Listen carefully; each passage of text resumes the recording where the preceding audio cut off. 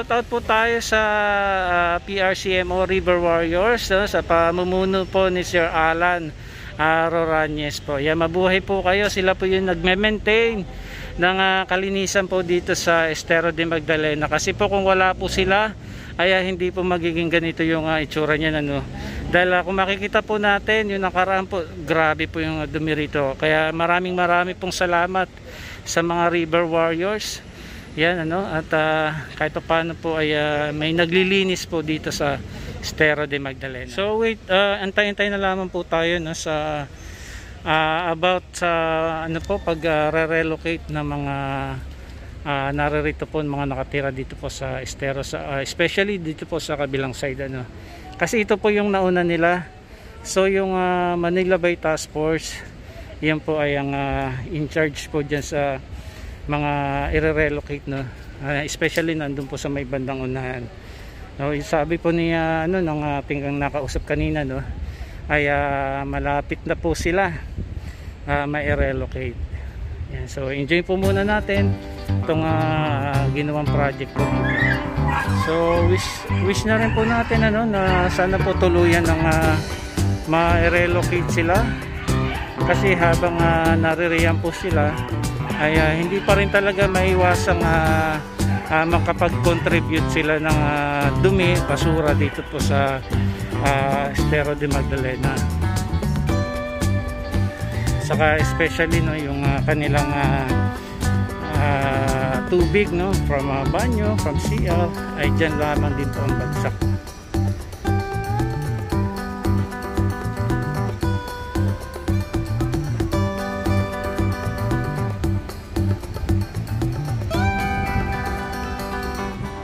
Lakad na po tayo.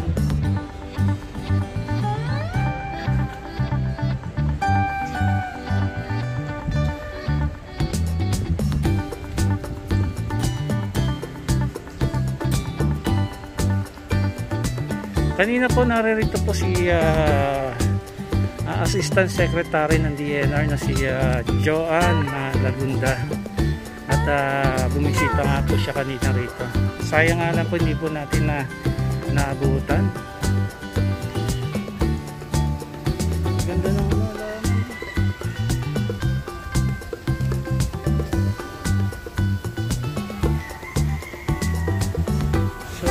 So ngayon, yun po, naririyan pa rin po mga ilang residente po ng Magdalena, Estero de Magdalena. At darating po yung time na talagang ma-relocate na po sila. Yung nauna pong batch, no, na na-relocate ay nakapunta po tayo mismo doon sa Cavite. Ayun, na-i-vlog din po natin yun nung last year.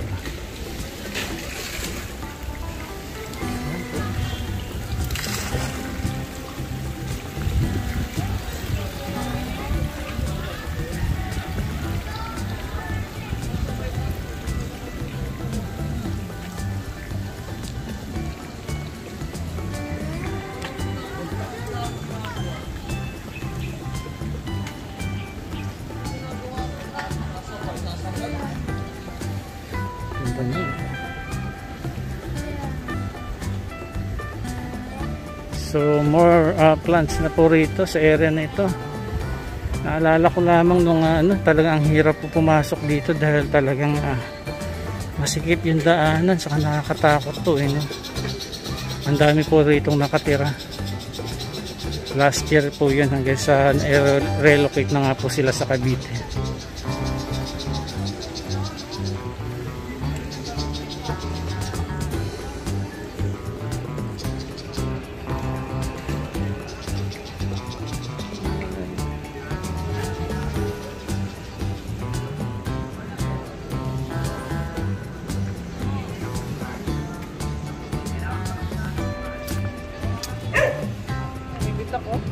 Ay, ano? Nabitak. I think sa contractor na to, no? Ayan.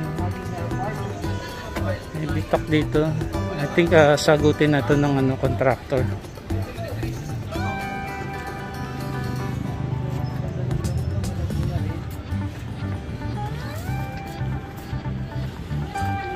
Pero yun na nga po rin po, wini-wish natin na sana po mailipat na rin po sila ng relocation area dahil hanggat nararito po sila. Tingnan nyo po.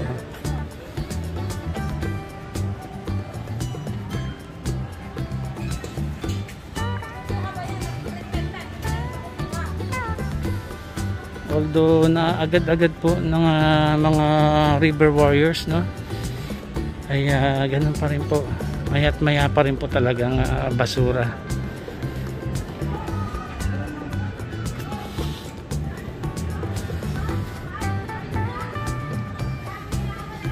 Habang naririto po sila ay patuloy pa rin po yung pagdumi ng estero talaga.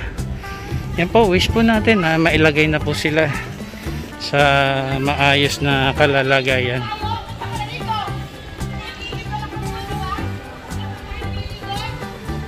May mga bamboo.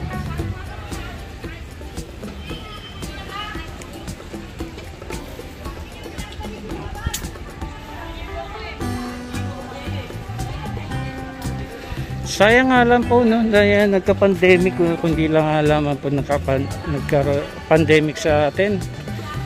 Ayan po, siguro ay nagkatuloy-tuloy po yung relocation dyan. Dahil mga last year po, ayan, nakuhanan pa po talaga natin sila. So ayan na po, no, hanggang dito na po. May pintuan dyan, tas tulay na po ito ng Estero Magdalena. Okay, balik na po tayo.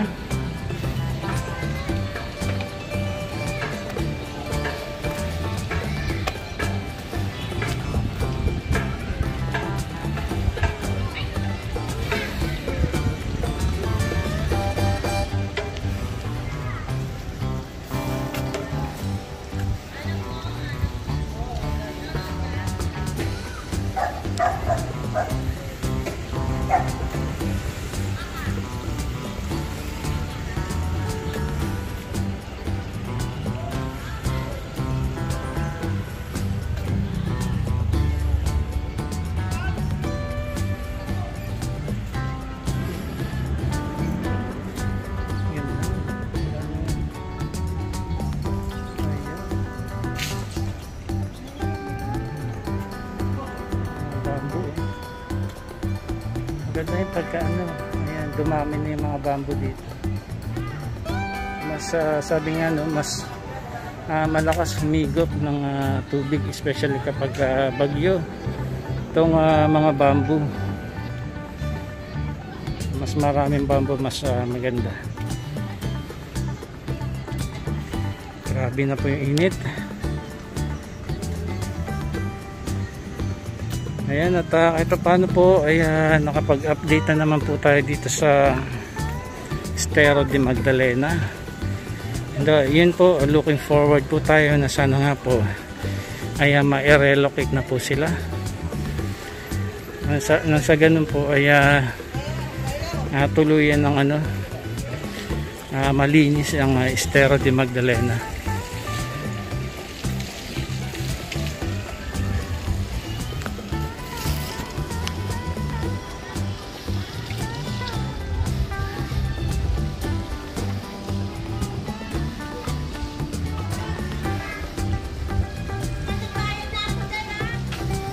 Ito yung mga halaman eh.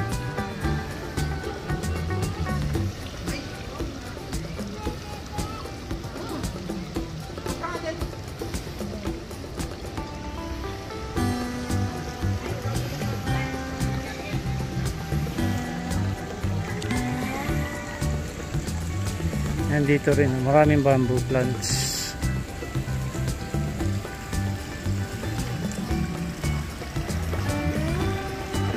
Gumamela.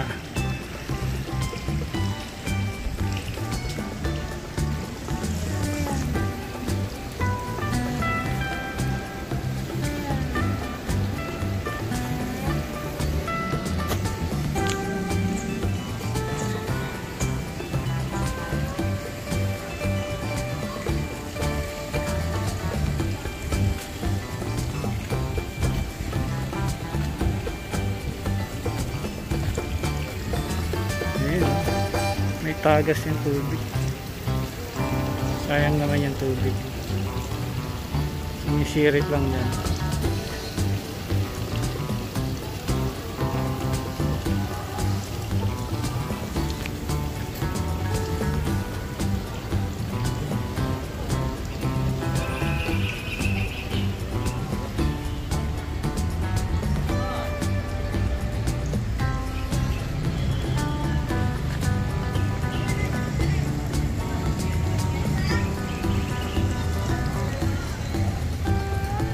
Although malaki na pong in-improve nitong Estero de Magdalena, kasi kung makikita nyo po yung noon kung gaano po karami yung basurang naririto, ay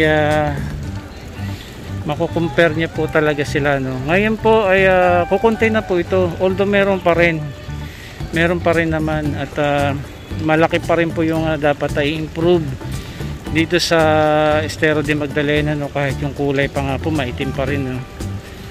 Pero yun na nga po, looking forward tayo na sana nga po ay may relocate na po yung mga kababayan po natin dyan na nakatira po dyan sa gilid ng Estero de Magdalena. Parang sa ganun, ano, ay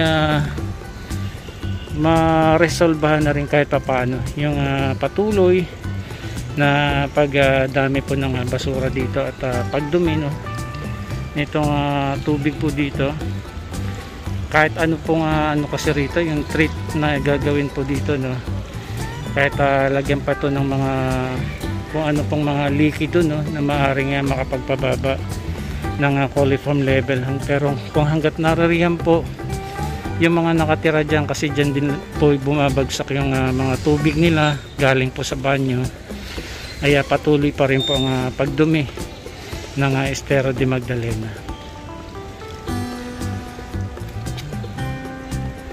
Okay, ito po ang updates namin ngayon sa araw na ito ng November 3, 2020.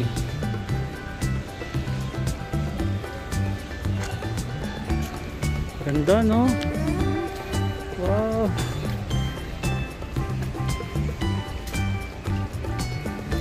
Panira lang talaga yung kulay ng Estero, no? Although yun, sabi nga po natin malaki nga po in-improve, pero much more pa yung magiging improvement dyan kapag talagang totally na-relocate na sila. Okay, hanggang dito na lamang po mga kabayan. Salamat po sa inyong suporta. Please subscribe on my channel sa mga hindi pa po nakasubscribe dyan. Hanggang dito na lamang po, Kuya Rons TV. God bless po sa inyo lahat.